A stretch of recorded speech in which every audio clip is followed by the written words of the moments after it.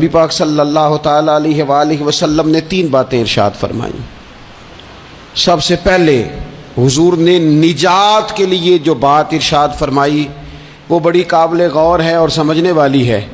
حضور علیہ الصلوۃ والسلام نے پہلی بات ارشاد فرمائی، فرمایا اگر تو نجات چاہتا ہے تو اپنی زبان کو اپنے قابو میں رکھ، اپنے بولنے پر کنٹرول کر، تول کے بولنا شروع کر، اپنے لفظوں کی حرمت کا خیال کر۔ اپنی زبان پر جو بندہ کنٹرول پا گیا، یہ پہلی علامت ہے نجات کی۔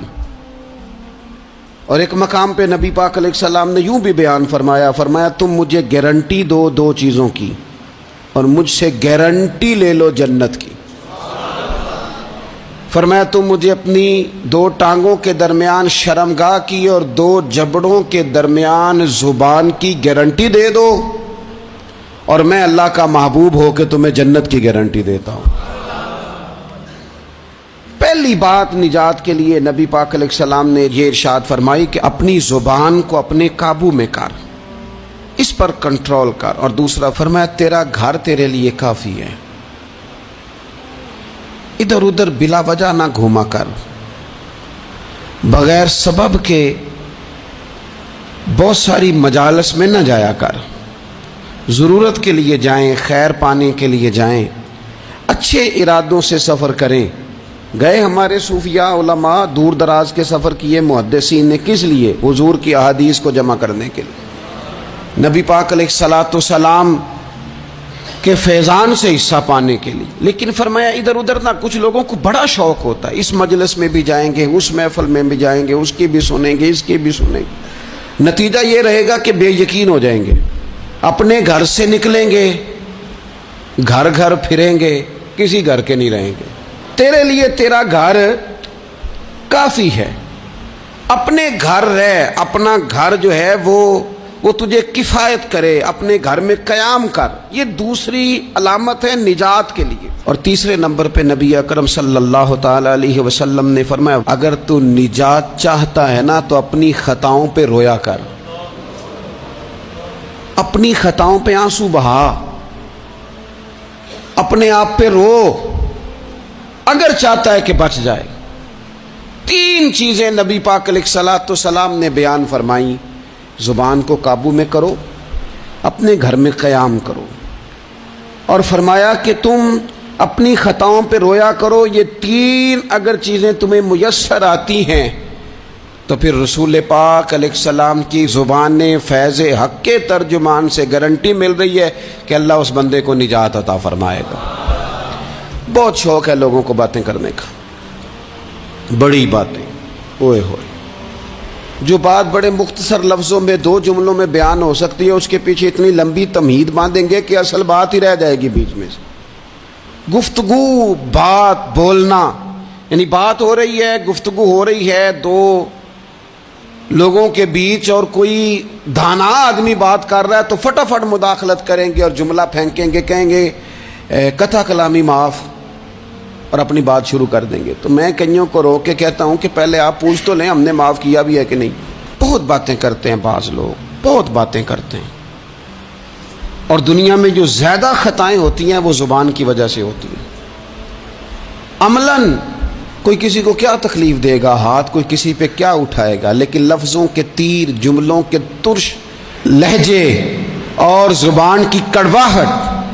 حضرت عثمان غنی رضی اللہ تعالیٰ عنہ فرمایا کرتے تھے کہ زبان تو روح کو گھائل کر جاتی ہے، بندے کو اندر سے توڑ کے رکھ دیتی ہے یہ زبان۔ بہت سارے لوگ تھے، انہوں نے بہت سارے جملے زندگی میں بولے، میں یقین سے کہتا ہوں کہ انہیں بھی پچھتاوا ہوا کہ یار مجھے یہ والا لفظ نہیں کہنا چاہیے تھا، لیکن کاش یہ بعد میں پچھتانے سے پہلے آپ سوچ لیتے۔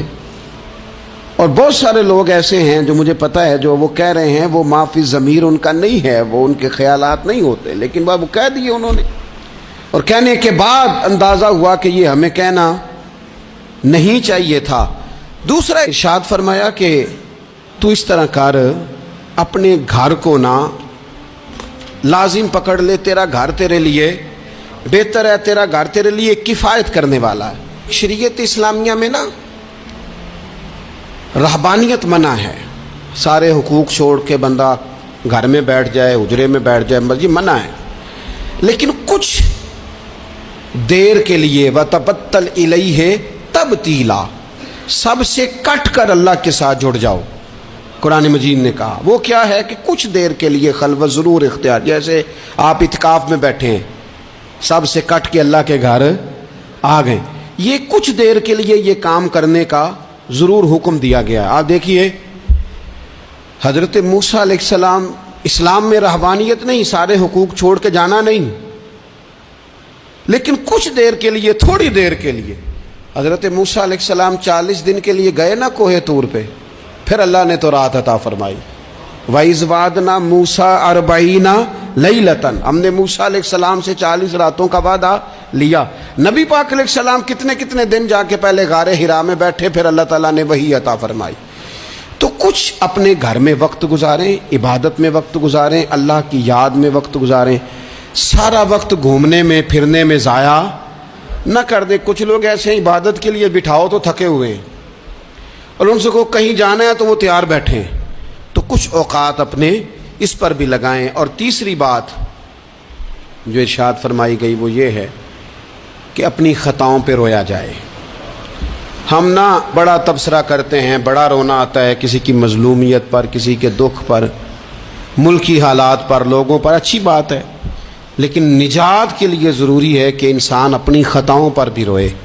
اور نبی اکرم صلی اللہ تعالیٰ علیہ وسلم نے فرمایا کہ اگر تمہیں اللہ کے خوف سے آنکھ سے اتنا قطرہ بھی نصیب ہو گیا جتنا مکھی اور مچھر کا پر ہوتا ہے, تو اللہ تبارک و تعالیٰ اتنا بھی تمہاری آنکھ سے آنسو نکل گیا تو جس طرح بھینس کے تھنوں سے نکلا ہوا دودھ دوبارہ تھنوں میں نہیں جاتا, تم بھی دوزخ میں نہیں جاؤ گے. اور 2 آنکھیں اللہ کو بڑی پیاری ہیں. یا رسول اللہ کون سی؟ فرمایا کہ جو رب کی رضا کے لیے پہرا دیتی ہے, اور ایک وہ آنکھ جو اللہ کے خوف میں آنسو بہاتی ہے. یہ 2 آنکھیں اللہ کو بڑی پیاری ہیں. تو اس لیے یہ 3 باتیں آپ نے نہیں بھولنی. ایک تو یہ کہ اپنی زبان کی حفاظت کریں, ایک اپنے گھر میں, مسجد میں, اجرے میں کچھ دیر بیٹھ کے اللہ کو یاد کریں, اور کوشش کریں کہ بغیر وجہ کے گھر سے نہ. اور تیسری بات یہ کہ اپنی خطاؤں پر آنسو بہانے کی کوشش کریں. اللہ تعالی ہم سب کو سمجھنے کی توفیق عطا فرمائے.